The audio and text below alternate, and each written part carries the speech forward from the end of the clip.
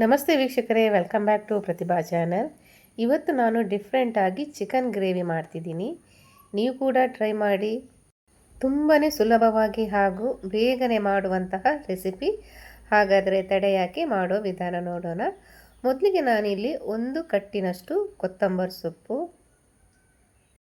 ಹಾಗೆಯೇ 1 ಹಿಡಿಯಷ್ಟು ಪುದೀನ ಸೊಪ್ಪು, ನಂತರ ನಾನು 5ರಿಂದ 6 ಒಂದು ಕಾಯಿ ಮೆಣಸು ತಗೊಂಡಿದ್ದೇನೆ. ನಿಮಗೆ ಎಷ್ಟು ಖಾರ ಬೇಕೋ ಅಷ್ಟು ತಗೊಳ್ಬೋದು. ಹಾಗೆಯೇ ನಾನಿಲ್ಲಿ 15 ಎಸಳು ಬೆಳ್ಳುಳ್ಳಿ ಹಾಗೂ 2 ಇಂಚಿನಷ್ಟು ಶುಂಠಿ ತಗೊಂಡಿದ್ದೇನೆ.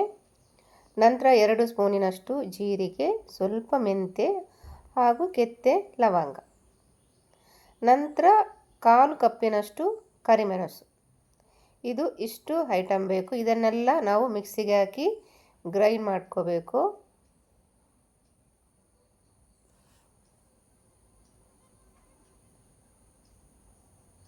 ಸ್ವಲ್ಪ ನೀರು ಹಾಕಿದರೆ ಸಾಕು. ಸ್ವಲ್ಪ ಗಟ್ಟಿಯಾಗಿ ಬರಬೇಕು ಗ್ರೇವಿ. ನೋಡಿ, ಈ ಥರ ಬರಬೇಕು ಗ್ರೇವಿ. ಇವಾಗ ನಾವು ಇದನ್ನು ಸೈಡಿಗೆ ಇಡೋಣ.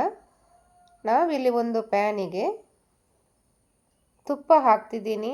2ರಿಂದ 3 ಸ್ಪೂನು ಎಣ್ಣೆ ಕೂಡ ಹಾಕ್ಬೋದು. ನಿಮಗೆ ಯಾವ ಅಡುಗೆ ಯೂಸ್ ಮಾಡ್ತೀರ ಎಣ್ಣೆ, ಅದನ್ನು ಕೂಡ ಹಾಕ್ಕೊಳ್ಬೋದು.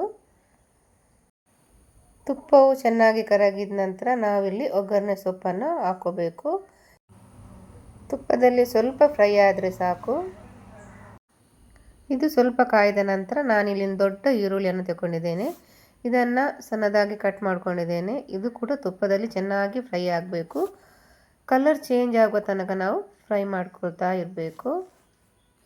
ಇವಾಗ ಕಲರ್ ಚೇಂಜ್ ಆಗಿದೆ. ಈಗ ನಾನಿಲ್ಲಿ 1 ಸ್ಪೂನಿನಷ್ಟು ಅರಶಿನ ಹಾಗೂ 1 ಸ್ಪೂನಿನಷ್ಟು ಚಿಲ್ಲಿ ಪೌಡರ್ ಕೂಡ ಆ್ಯಡ್ ಮಾಡ್ಕೊಂಡಿದ್ದೇನೆ. ಆಲ್ರೆಡಿ ನಾನಿಲ್ಲಿ ಹಸಿಮೆಣಸಿನಕಾಯಿ ಹಾಗೂ ಕರಿಮೆಣಸನ್ನು ಕೂಡ ತಗೊಂಡಿದ್ದೇನೆ. ಹಾಗಾಗಿ ಖಾರವನ್ನು ನೋಡಿಕೊಂಡು ಹಾಕಿ ಇದನ್ನು ಸ್ವಲ್ಪ ಫ್ರೈ ಮಾಡ್ಕೊಳ್ಬೇಕು. ನಂತರ ನಾವಿಲ್ಲಿ ರುಬ್ಬಿಟ್ಟಂತಹ ಗ್ರೇವಿ ಅದನ್ನು ಕೂಡ ಆ್ಯಡ್ ಮಾಡ್ಕೋಬೇಕು.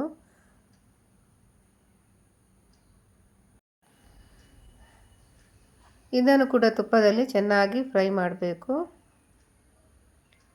ಹಸಿ ವಾಸನೆ ಹೋಗುವ ತನಕ ನಾವು ಫ್ರೈ ಮಾಡ್ಕೋಬೇಕು. ಯಾಕೆಂದರೆ ಇದನ್ನೆಲ್ಲ ಹಸಿದೇ ರುಬ್ಬಿರೋದರಿಂದ ತುಪ್ಪದಲ್ಲಿ ಸ್ವಲ್ಪ ಚೆನ್ನಾಗಿ ಫ್ರೈ ಮಾಡ್ಕೋಬೇಕು.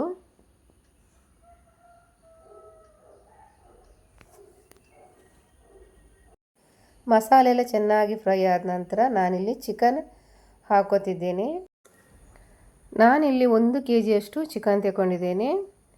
ಅದಕ್ಕೆ ಬೇಕಾಗುವಷ್ಟು ನಾನು ಮಸಾಲೆಯನ್ನು ರೆಡಿ ಮಾಡಿದ್ದೇನೆ. ಚಿಕನನ್ನು ಕೂಡ ಚೆನ್ನಾಗಿ ಮಿಕ್ಸ್ ಮಾಡ್ಕೋಬೇಕು. ಇಲ್ಲಿ ನಾವು ನೀರನ್ನು ಯೂಸ್ ಮಾಡಲಿಕ್ಕಿಲ್ಲ. ತುಪ್ಪದಲ್ಲೇ ಚೆನ್ನಾಗಿ ಮಸಾಲೆ ಹಾಗೂ ಚಿಕನನ್ನು ಚೆನ್ನಾಗಿ ಫ್ರೈ ಮಾಡ್ಕೋಬೇಕು. ನೋಡಿ, ಈಗ ಚೆನ್ನಾಗಿ ಮಿಕ್ಸ್ ಆದ ನಂತರ ನಾವಿಲ್ಲಿ ಉಪ್ಪನ್ನು ಆ್ಯಡ್ ಮಾಡ್ಕೋಣ. ಇದನ್ನು ಕೂಡ ಚೆನ್ನಾಗಿ ಮಿಕ್ಸ್ ಮಾಡ್ಕೊಳ್ತಾ ನಂತರ ನಾನಿಲ್ಲಿ ಒಂದು 1/4 ಸ್ಪೂನಿನಷ್ಟು ಕಸ್ತೂರಿ ಮೇಥಿ ಇದನ್ನು ಕೂಡ ಆ್ಯಡ್ ಮಾಡ್ಕೊಂಡಿದ್ದೇನೆ. ಈ ರೀತಿ ಮಾಡುವುದರಿಂದ ಇದರ ಟೇಸ್ಟ್ ಕೂಡ ಚೆನ್ನಾಗಿ ಬರುತ್ತೆ ಹಾಗೂ ಪರಿಮಳ ಕೂಡ ಚೆನ್ನಾಗಿರುತ್ತೆ. ವೀಕ್ಷಕರೇ, ಇದನ್ನು ಒಂದು 5 ನಿಮಿಷಗಳ ಕಾಲ ನಾವು ಈ ಥರ ಸ್ವಲ್ಪ ಮಗುಚ್ತಾ ಇರಬೇಕು, ನೀರು ಬಿಡುವ ತನಕ. ನೋಡಿ, ಈಗ ನೀರೆಲ್ಲ ತುಪ್ಪೆಲ್ಲ ಬಿಡ್ತಾ ಇದೆ. ಈಗ ನಾವೊಂದು ಮುಚ್ಚಳವಿಟ್ಟು ಒಂದು 10 ನಿಮಿಷಗಳ ಕಾಲ ಬೇಯಿಸೋಣ. ನೋಡಿ, 10 ನಿಮಿಷ ಆಗಿದೆ. ನೋಡಿ, ತುಪ್ಪ ಎಲ್ಲ ಮೇಲ್ಗಡೆ ಬಂದಿದೆ, ಕಲರ್ ಕೂಡ ಚೇಂಜ್ ಆಗಿದೆ. ನಾವು ಬೇಯಿಸ್ಲಿಕ್ಕೆ ಇಡುವಾಗ ಗ್ಯಾಸನ್ನು ಹೈ ಫ್ಲೇಮ್ನಲ್ಲೇ ಇಡಬೇಕು. ಇವಾಗ ಇದು ಕರೆಕ್ಟಾಗಿ ಬೆಂದಿದೆ ವೀಕ್ಷಕರೇ. ನಿಮಗೆ ಇನ್ನೂ ಬೇಕಾದರೆ ಗಟ್ಟಿಯಾಗಬೇಕಾದ್ರೆ ಇನ್ನೂ ಸ್ವಲ್ಪ ಗ್ಯಾಸಲ್ಲಿ ಇಡ್ಬೋದು. ಕೊನೆಯದಾಗಿ ನಾನಿಲ್ಲಿ 1 ಲಿಂಬೆಹಣ್ಣಿನ ರಸವನ್ನು ಕೂಡ ಆ್ಯಡ್ ಮಾಡ್ಕೊಂಡಿದ್ದೇನೆ. ಇವಾಗ ಕರೆಕ್ಟ್ ಆಗಿದೆ ವೀಕ್ಷಕರೇ. ಇದಕ್ಕೆ ಕೊತ್ತಂಬರಿ ಸೊಪ್ಪೇನು ಹಾಕೋದೇನು ಬೇಡ. ಇವಾಗ ನಮ್ಮ ಚಿಕನ್ ಗ್ರೀನ್ ಮಸಾಲ ರೆಡಿಯಾಗಿದೆ ವೀಕ್ಷಕರೇ. ಹಾಗೆಯೇ ನನ್ನ ಈ ರೆಸಿಪಿ ನಿಮಗೆ ಇಷ್ಟವಾದರೆ ನನಗೆ ಲೈಕ್ ಕೊಡಿ, ಕಮೆಂಟ್ ಮಾಡಿ ಹಾಗೂ ಸಬ್ಸ್ಕ್ರೈಬ್ ಮಾಡಿ ವೀಕ್ಷಕರೇ. Thank you.